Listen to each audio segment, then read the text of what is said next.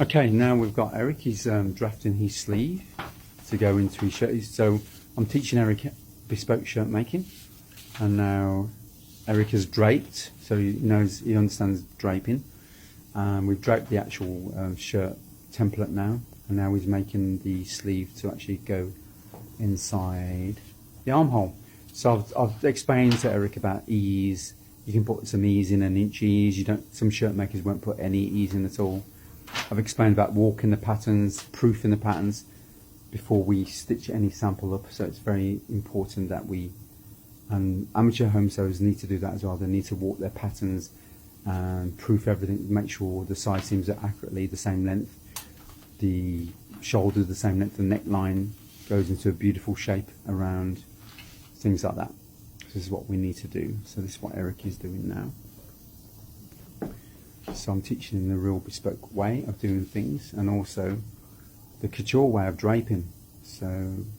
And next week Eric actually will be draping his son. So this will be a new skill he'll be learning. It's the same principles as draping on a dummy, but you've got a real human being, where a dummy is symmetrical, so it's easy to drape a dummy and fit a dummy, but not a human being.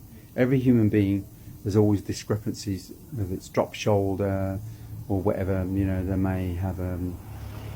might have a slight hunchback. They may have, as I said, drop shoulders, forward shoulders, or whatever. A developed chest. So many variables, and so Eric's going to learn about true balance and fittings of a real human being. So there we have it, everyone. So Eric now is using some of his armhole to get the shape. Very important because remember, the sleeve's got to reflect the shape of the armhole. So I'm teaching Eric this way as well. So now he's got the width of the hem of the shirt. So we've allowed for I gather my sleeve in. I never put pleats in. It looks too cumbersome. So I've got my own little system where I gather it in. So I put about 1.5 inch gathers across the whole width across.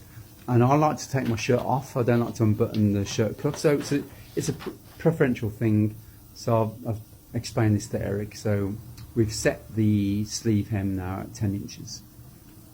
So plus the seam allowances plus the gathers we're going to gather in. And that now has determined where the width is, and he's actually just drawn the side seam of the sleeve up now. So this is all done by hand. You can see it's all freehand. We don't use French curves or anything. So I'm teaching Eric to judge things, and it's all about judgment that will create a master you. So there we have it, everyone. So Eric is drawing freehand, his curve. Just use another chalk area, that's not very good there. So we don't use French curves in the trade, so we freehand it. So Eric now is just drawing a nice curve. I'll just be careful of that chalk there, because it's not very good quality. I've complained to the company, they've actually refunded me with that German chalk. So there we have it, everyone. So that's what we've done. So he's free-handed a nice crown. That's it. That's really, really good. So Eric has just looked at his curve and he's just redrawing it because he's not happy with the actual shape of it. And he's always look back at things, everyone, and you've got to redo things, just redo it. There we go. And there is the sleeve. And now he's going to transfer it to the other side before we cut it out, and we're going to measure, which is the most important things, which a lot of home sewers don't do or understand. We've got to measure the circumference now of this sleeve we've done. It's got to fit exactly in to the armhole. So it's got to be the same circumference, plus with the ease. We've actually put a 1/2 inch ease. So this armhole is 20 inches. So now this sleeve has got to be 20 inches, plus the seam allowances, plus the ease. We've actually put a 1/2 inch ease in. So now we're going to check it before we cut it out. And we've got to take off the front edge, a sliver. I can never say that word, a sliver of the front edge. We've got to take off a little bit of the front edge so it doesn't fall onto the armhole.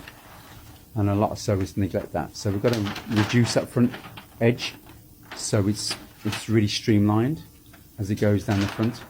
So that's always got to be taken off the front edge. And then once we do that, we're going to measure the sleeve, and it's got to be exactly the same measurements as the armhole.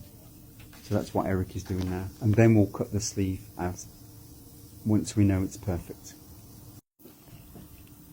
So now Eric is actually measuring around the new sleeve he's created to see how accurate he is, and we're going to take off or add on, if we need to, the exact circumference of the armhole. The armhole is 20 inches, so we need 20 inches plus the seam allowance plus the ease. So we've actually marked where the seam allowance is going to finish anyway, so we need an extra half an inch on top of that now.